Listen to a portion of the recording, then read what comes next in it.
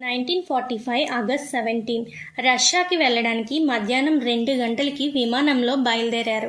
ఆ విమానంలో బోస్తో కలిపి మొత్తం 5 ఉన్నారు. ఆ నెక్స్ట్ డే వారి విమానం తైవాన్ ఎయిర్పోర్ట్ దగ్గర దిగి ఫ్యూయల్ని నింపుకొని కాసేపు అయ్యాక రన్వే మీద నుండి టేకాఫ్ అవుతూ అలా గాలిలోకి ఎగిరింది. అలా వెంటనే పెద్ద సౌండ్ వచ్చింది.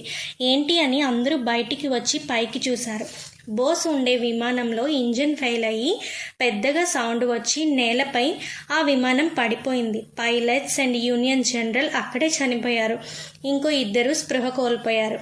అలా చూస్తుండగానే ఆ విమానం డోర్స్ బద్దలు కొట్టుకొని ఒక అతను బయటికి వస్తున్నారు. తనే బోస్. అతని బట్టలు తడిచిపోయి ఉన్నాయి. తన బట్టలు వాసన చూసేసరికి అది ఫ్యూయల్ ఛాంబర్ పగిలి గ్యాసోలిన్ తన బట్టలపై పడి ఆయిల్తో మొత్తం తడిచిపోయి ఉన్నారు. అప్పుడే ఫ్లైట్ నుండి ఒక అగ్నిజ్వాల వచ్చి బోస్ మీద పడింది. అలా అందరూ చూస్తుండగానే బోస్ ఒంటికి నిప్పంటుకుంది. తన శరీరం కాలిపోతూ ఉంది. అక్కడి ప్రజలు వెళ్ళి కాపాడేలోపు చాలా వరకు అతను కాలిపోయారు. అక్కడికి దగ్గరలో ఉన్న మిలిటరీ హాస్పిటల్కి తీసుకుపోయి జాయిన్ చేశారు. కానీ శరీరం చాలా వరకు కాలిపోవడం వల్ల కోమాలోకి వెళ్ళి ఆ రోజే బోస్ గారు చనిపోయారు. ఈ సంఘటన ఆగస్ట్ 18న జరిగింది. ఆగస్ట్ 20న తైవాన్లో బోస్ని దహన సంస్కారాలు చేశారు. ఆగస్ట్ 23న అంటే నెక్స్ట్ 3 days తర్వాత ఆఫీషియల్గా బోస్ గారు చనిపోయారు అని న్యూస్లో అనౌన్స్ చేశారు. అప్పటికి అతనికి 48 సంవత్సరాలు. అతని అస్థికల్ని జపాన్లో రెంకోజీ టెంపుల్లో ఉంచారు. కానీ ఇది చరిత్ర చెప్పిన కథ. కానీ నిజానికి బోస్ గారు చనిపోయారా లేదా అనేది ఇప్పటికీ ఒక పెద్ద మిస్టరీగానే ఉంది. ఆయన ఆ రోజు చనిపోలేదు, మారువేషంలో బ్రతికారు అని చాలామంది చెప్తున్నారు. ఎంతవరకు నిజమో ఇప్పుడు తెలుసుకుందాం. బోస్ గారి బాల్యం నుండి ఒకటిగా ఏమేం జరిగాయో ఇప్పుడు తెలుసుకుందాం. 23 జనవరి 1897లో ఒరిస్సాలో కటక్లో జానకీనాథ్ ప్రభావతి దంపతులకి బోస్ జన్మించారు. వీరు ధనవంతులు కాబట్టి బోస్ చిన్నతనంలో డబ్బు పరంగా ఏ సమస్య ఎదుర్కోలేదు. తండ్రి లాయర్, అలాగే జాతీయవాది కూడా. పుట్టిన ఊరికి ఎప్పుడూ సహాయాలు చేస్తూ ఉండేవారు. బోస్కి మొత్తం 6 అన్నదమ్ములు, 7 చెల్లెళ్ళు ఉన్నారు. తన స్కూలింగ్ కొంతకాలం సొంత ఊరు కటక్లో చేశారు. ఆ తర్వాత ప్రొటెస్టెంట్ యూరోపియన్ స్కూల్లో చదివారు. ఒకసారి అక్కడే భారతీయ పిల్లల్ని ఆంగ్లేయులు కొడుతూ ఉన్నారు. అప్పుడే బోస్ వెంటనే వెళ్ళి వారిని ఎదిరించి కొట్టారు. దీన్ని బట్టి మనకు అర్థమైంది ఏంటి అంటే చిన్నతనం నుండే విప్లవ భావాలు ఉన్నాయి అని అర్థం చేసుకోవాలి. తన నోట్బుక్లో కూడా విప్లవకారుల పిక్స్ అంటించుకొని నేను కూడా బ్రతికితే ఇలాగే బ్రతకాలి, ఇలాగే మరణించాలి అని రాసుకునేవాడు. ఆ తర్వాత తనకి 16 ఏళ్ళ వయసు వచ్చాక అంటే 1913లో మెట్రికులేషన్ ఎగ్జామ్లో పాస్ అయ్యారు. ఆ తర్వాత టైంలోనే తన ఫ్రెండ్స్తో కలిసి చాలా సేవా కార్యక్రమాలు చేశారు. 1915లో ఇంటర్మీడియట్ ఎగ్జామ్లో స్కాలర్షిప్ సాధించారు. ఆ తర్వాత ప్రెసిడెన్సీ కాలేజ్కి వెళ్లారు. కానీ 1916లో బోస్ చేస్తున్న జాతీయవాది పనుల కారణంగా ప్రెసిడెన్సీ కాలేజ్ భయపడి బోస్ని బహిష్కరించింది. అప్పటికి బోస్కి 19 సంవత్సరాలు. అప్పుడు Bose Scottish church college, Kolkata యూనివర్సిటీలో చేరారు.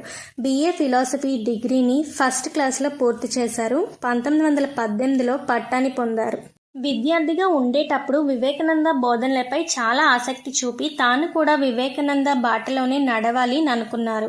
ఆ తర్వాత నాన్నగారి కోరిక మేరకు ICS Indian civil service exam పూర్తి చేయడానికి లండన్ వెళ్లారు. అన్ని ఎగ్జామ్స్లో టాప్ ఉండేవారు బోస్. 2 సంవత్సరాల్లో పూర్తి చేయాల్సిన ICS కోర్సుని కేవలం 6 నెలల్లోనే పూర్తి చేశారు. ఇది చూసి బ్రిటిష్ వాళ్ళు కూడా షాక్ అయ్యారు. అతనికి జాబ్ కూడా ఆఫర్ చేశారు. ఇక్కడే ఉండి మళ్ళీ నేను నా దేశానికి వ్యతిరేకంగా మారిపోతానేమో, బ్రిటిష్ వారి దగ్గర పనిచేయాల్సి వస్తుందని ఏదో ఒక బాధతో వారి అమ్మగారికి ఇలా లేఖ రాశారు. వారి అమ్మ, ఈ సొసైటీ, మీ నాన్న ఏమనుకుంటున్నారో అని ఆలోచించుకు, నీకు నచ్చింది చెయ్యు అని లెటర్ తిరిగి రాశారు. వెంటనే బోస్ తన పేరుని ICS లిస్ట్ నుండి తీసేయండి అని అధికారులకు చెప్పి ఇండియా బయలుదేరాడు. అధికారులకు చెప్పి లండన్ నుండి ఇండియాకి 16 జూలై 1921లో వచ్చారు. గాంధీ గారిని ఎలా కలవాలి అనే ఆలోచనతో ఉన్నారు. ఇండియాలో స్వాతంత్ర ఉద్యమంలో ఎలా పాలు పంచుకోవాలి అని ఆలోచిస్తూ ఉన్నారు. అప్పుడే భారత స్వతంత్ర సంగ్రామంలో పాల్గొనడం స్టార్ట్ చేశారు. 24 సంవత్సరాలకే పోరాటంలో అడుగుపెట్టారు. ఈ సమరంలో గాంధీ గారు స్థాపించిన సహాయ నిరాకరణ ఉద్యమంలో చేరి గాంధీ గారిని కలిసి స్వతంత్రం గురించి చాలా ప్రశ్నల్ని గాంధీ గారిని అడిగారు. గాంధీ గారు బోస్ ఇంట్రెస్ట్ చూసి మెచ్చుకున్నారు. అప్పుడు గాంధీ గారు, ముందు మీరు బ్రిటిష్ ప్రోడక్ట్స్ని కొనడం ఆపేసి బ్రిటిష్ వారికి పన్ను కట్టకుండా ఉండమని ప్రజలకి చెప్పి ఒప్పిస్తే నేను కూడా మీకు 1 సంవత్సరంలోనే స్వాతంత్రం తెచ్చిస్తా అని చెప్పారు. దానికి అందరూ చప్పట్లు కొట్టారు. కానీ బోస్ వాళ్ళకి పన్ను కట్టకపోతే మన దేశంలో ఉన్న ప్రజలకి చాలా కష్టాలు పెడతారు కదా, అప్పుడు ఎలా అని క్వశ్చన్ చేశారు. గాంధీ గారు కూడా ఏమీ ఆన్సర్ చెప్పలేకపోయారు. సైలెంట్ అయిపోయి కాలమే నిర్ణయిస్తుంది అని ఆన్సర్ ఇచ్చారు. ఆ తర్వాత బోస్ కొన్ని క్వశ్చన్స్ అడిగితే దానికి కూడా గాంధీ గారు చెప్పిన ఆన్సర్ బోస్కి అంత నచ్చలేదు. అందుకే అక్కడి నుండి కలకత్తా వెళ్ళిపోయారు. అక్కడ కాంగ్రెస్ లీడర్ అయిన సిఆర్ దాస్ని కలిశారు. సిఆర్ దాస్ ఆలోచనలు, అభిప్రాయాలు బోస్కి నచ్చి సిఆర్ దాస్ దగ్గర చేరారు. సిఆర్ దాస్ కూడా బోస్ యొక్క ఆలోచనలు నచ్చి పార్టీలో చేర్పించుకున్నారు. ఆ తర్వాత స్వరాజ్ అనే న్యూస్ పేపర్ని స్టార్ట్ చేశారు. తర్వాత కొద్ది రోజుల్లోనే బెంగాల్ పాలిటిక్స్లో మంచి పేరు తెచ్చుకున్నారు బోస్. తర్వాత సిఆర్ దాస్ గారు బోస్ని president of all India youth Congress and the secretary of Bengal state కాంగ్రెస్లో నిల్చోపెట్టారు. ఆ తర్వాత సిఆర్ దాస్ కలకత్తా మేయర్గా గెలిచాక బోస్ని మున్సిపాలిటీ బోర్డులో చైర్మన్గా ఉంచారు. అదే టైంలో ఇండియన్ స్టూడెంట్స్కి బ్రిటిష్ వాళ్ళ కాలేజ్లో అవమానాలు ఎదురవుతున్నాయి అని సిఆర్ దాస్ గారికి తెలిసింది. అప్పుడు తన సొంత మనీతో ఒక నేషనల్ కాలేజ్ని స్టార్ట్ చేసి ఆ కాలేజ్లో బోస్ని ప్రిన్సిపల్గా పెట్టారు. తర్వాత స్టూడెంట్స్లో మంచి పేరుని బోస్ సంపాదించుకున్నాడు. ఆ స్టూడెంట్స్ని కూడా స్వాతంత్ర ఉద్యమ పోరాటంలో చేర్పించుకోవాలి అనుకున్నాడు. అందువల్లే బోస్ని తన ప్రియ శిష్యుడని సిఆర్ దాస్ గారు చాలా టైమ్స్ చెప్పేవారు. ఆ తర్వాత నేషన్ కాంగ్రెస్ మీటింగ్లో దాస్ గారు ఇలా మాట్లాడారు, మనం కూడా బ్రిటిష్ వారికి ఎదురు వెళ్ళి ఎలక్షన్స్ కండక్ట్ చేద్దాం, ఎవరు గెలిస్తే వాళ్ళే పరిపాలిస్తారు. కానీ దీనికి గాంధీ గారు మాత్రం ఒప్పుకోలేదు. వాళ్ళకి ఎదురు వెళ్ళడం ప్రమాదకరం అని అన్నారు. అప్పుడు బోస్ గాంధీ గారిని ఇలా అడిగాడు, అప్పుడు మీరు పన్ను ఎగ్గొట్టడం అని చెప్పటం కూడా ప్రమాదకరం కదా అని అడిగారంట. ఆ మాటకి దాస్ గారితో సహా అందరూ సైలెంట్ అయిపోయారు. ఆ తర్వాత కొన్ని కారణాల వల్ల దాస్ గారు, బోస్ ఇంకా కాంగ్రెస్ పార్టీని వదిలిపెట్టి వెళ్ళిపోయారు. ఆ తర్వాత బ్రిటిష్ వాళ్ళకి ఎదురు వెళ్ళిన ఒక అతన్ని బ్రిటిష్ వాళ్ళు ఉరితీశారు. దానికి బోస్కి చాలా కోపం వచ్చి వెంటనే ఎదురు వెళ్ళి పోరాడాడు.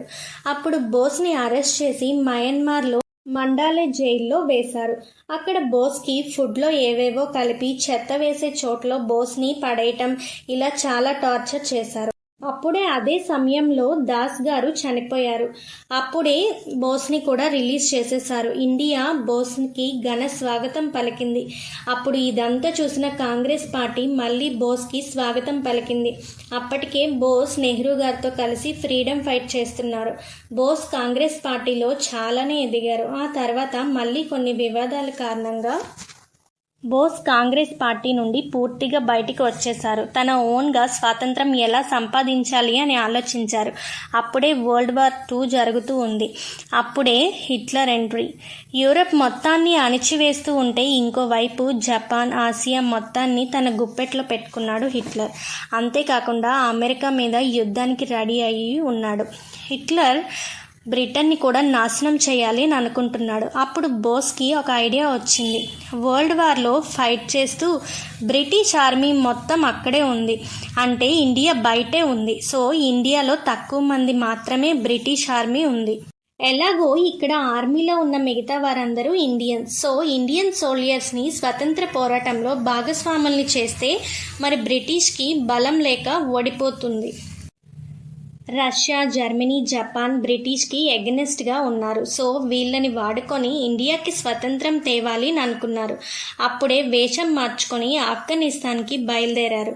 ఆఫ్ఘనిస్తాన్ వెళ్ళాక అక్కడ నుండి జర్మనీ వెళ్ళాలి అని అనుకున్నారు. కానీ జర్మనీ వాళ్ళు వీసా ఇవ్వడానికి ఒప్పుకోలేదు.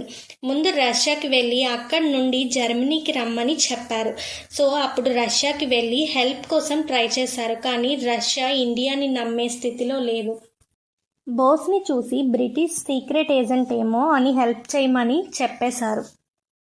అప్పుడు ఆ తర్వాత జర్మనీ వెళ్ళాక హిట్లర్తో మాట్లాడి ఇండియాకి హెల్ప్ చేయమని అడిగాడు. హిట్లర్ కన్ఫర్మ్ చేసుకొని హెల్ప్ చేస్తా అని మాటిచ్చాడు. అప్పుడే ఈ పిక్ తీసుకున్నారు. జర్మనీ మీడియా ఈ పిక్ని పోస్ట్ చేయడం వల్ల బ్రిటిష్ వాళ్ళకి పెద్ద షాక్ ఇచ్చింది. హిట్లర్ని ఎదుర్కోవడం ఎవ్వరి వల్ల కాదు. హిట్లర్ని బ్రిటిష్ వాళ్ళు ఏమీ చేయలేరు. అది మీకు కూడా తెలుసు. బోస్ కోసం హిట్లర్ అన్ని ఏర్పాట్లు చేశాడు. పెద్ద ఇల్లు, పని మనుషులు, ఒక సెక్రటరీని కూడా పెట్టాడు. ఆ సెక్రటరీ పేరు ఎమైలీ. బోస్ ఇంకా ఎమిలీ గాఢంగా ప్రేమించుకున్నారు. అదే టైంలో జర్మనీ కూడా బోస్కి ఆర్మీని రెడీ చేసుకోవడంలో హెల్ప్ చేసింది. ఆ తర్వాత ఎమిలీని మ్యారేజ్ చేసుకున్నాడు. ఆ తర్వాత సంవత్సరంన్నర అలా దాటిపోయింది. జర్మనీ ఓడిపోయే స్టేజ్లో ఉంది. ఇంకా జర్మనీ హెల్ప్ చేయలేదు అని వెంటనే తన జర్మన్ ఫ్రెండ్ హెల్ప్ తీసుకొని జపాన్ వెళ్ళాలి అని అనుకున్నాడు. అప్పుడే ఎమిలీ ప్రెగ్నెంట్. బోస్ మళ్ళీ తిరిగి వస్తా అని బయలుదేరాడు. అప్పుడు జపాన్కి ఇండియా అంటే ఒక అభిమానం. అందుకని అప్పుడే జపాన్కి వెళ్ళి హెల్ప్ అడిగాడు. అక్కడ ఒక స్పీచ్ ఇచ్చారు బోస్. ఆ స్పీచ్ తర్వాత బోస్కి చాలా పాపులారిటీ వచ్చింది. ఆ స్పీచ్ విన్నాక తమ ఆధీనంలో ఉన్న అండమాన్ ఐలాండ్స్ని ఒక గిఫ్ట్గా, అంటే ఒక స్వతంత్ర దేశాన్ని స్థాపించాలి అని గిఫ్ట్గా ఇచ్చారు. అక్కడ బోస్ ట్రైనింగ్ ఇచ్చేవారు. అన్నీ సెట్ అయ్యాయి అని అనుకొని ఇండియాలో ఉండే బ్రిటిష్ వారిపై యుద్ధం చేయడానికి వెళ్ళాడు. కానీ అప్పుడే ఒక ఏజెంట్ బ్రిటిష్ వాళ్ళకి ముందే ఇన్ఫర్మేషన్ని ఇచ్చేశాడు. అతను బోస్ ఆర్మీ మెయిన్ బాధ్యతలు నిర్వహించేవాడు. అందుకే బోస్ ఆర్మీ మీద అటాక్ చేయడం బ్రిటిష్ వారికి చాలా ఈజీ అయిపోయింది ఇన్ఫర్మేషన్ ఇవ్వడం వల్ల. సో బోస్ ఆర్మీ లాస్ట్ వరకు పోరాడింది, కానీ ఉపయోగం అయితే లేదు. అప్పుడు బోస్ జపాన్లో మంచూరియాకి వెళ్ళి మళ్ళీ ప్లాన్ చేద్దాం అని అనుకొని వెంటనే డిసైడ్ అయ్యి బయలుదేరాడు. అప్పుడే తను వెళ్ళే ఫ్లైట్ కూలిపోయింది. అప్పుడే మంటల్లో కాలిపోతూ ఉంటే జపాన్ మిలిటరీ హాస్పిటల్కి తీసుకెళ్లారు. కోమాలో 18 ఆగస్ట్ 1945లో చనిపోయారు. ఈ వార్త విని బ్రిటిష్ వాళ్ళు చాలా హ్యాపీగా ఫీల్ అయ్యారు. ఇండియాలో ఎవరికీ తెలియకుండా చేద్దాం అని అనుకున్నారు. ఇండియాలో తెలిస్తే ఇండియా ప్రజల్ని ఆపలేమని డిసైడ్ అయ్యి ఈ విషయాన్ని దాచేద్దాం అని ఫిక్స్ అయ్యారు. కానీ ఫైనల్గా ఇండియాలో తెలిసిపోయింది. అప్పుడు వెంటనే బోస్ గారు చనిపోయిన మ్యాటర్ పేపర్లో వేశారు బ్రిటిష్ వాళ్ళు. అతని ఆర్మీలో ఒక ముగ్గురిని మెయిన్ కమాండర్స్ని పబ్లిక్లో ఉరితీయాలి అని అనుకొని పేపర్లో వేశారు. ఇండియా మొత్తం తెలుసుకునేలా ప్రకటించారు ఈ విషయాన్ని. అప్పుడే ఇండియన్స్కి మన కోసం ఒక ఆర్మీ ఫైట్ చేసిందని, వాళ్ళని ఉరితీస్తున్నారు అని అప్పుడే తెలుసుకున్నారు ఇండియన్స్. అప్పుడే రివల్యూషన్ స్టార్ట్ అయింది. అప్పట్లో స్వతంత్రం రావడానికి ఇది కూడా చాలా పెద్ద కారణమే. ఫ్రీడమ్ ఫైట్లో గాంధీ ఒక్కరే కాదు, చాలామంది ఫైట్ చేశారు. బోస్ గారు ప్లేన్ క్రాష్లో చనిపోలేదు అని చాలామందికి చాలా డౌట్స్ ఉన్నాయి. నిజానికి తన అస్థికల్ని జపాన్ వాళ్ళు భద్రపరిచారు. వాటిని ఇండియాలో తెచ్చి టెస్ట్ చేస్తే బోస్వి కాదు అని తెలిసింది. సో బోస్ బ్రతికే ఉన్నారు అని అనుకున్నారు. కానీ తర్వాత బ్రతికే ఉన్నారు అని చెప్పటానికి చాలా థియరీస్ చాలా ఉన్నాయి, కానీ అవి ఒక్కటి కూడా ప్రూవ్ కాలేదు. సో ఫైనల్గా విమానం క్రాష్లో కాకపోయినా ఆ తర్వాత అయినా చనిపోయి ఉండొచ్చు. ఇలాంటి గొప్ప వీరులు మన గుండెల్లో ఎప్పటికీ బ్రతికే ఉంటారు. ఈ వీడియో నచ్చినట్లయితే మా ఛానల్ని ప్లీజ్ సబ్స్క్రైబ్ చేసుకోండి. Thanks for watching.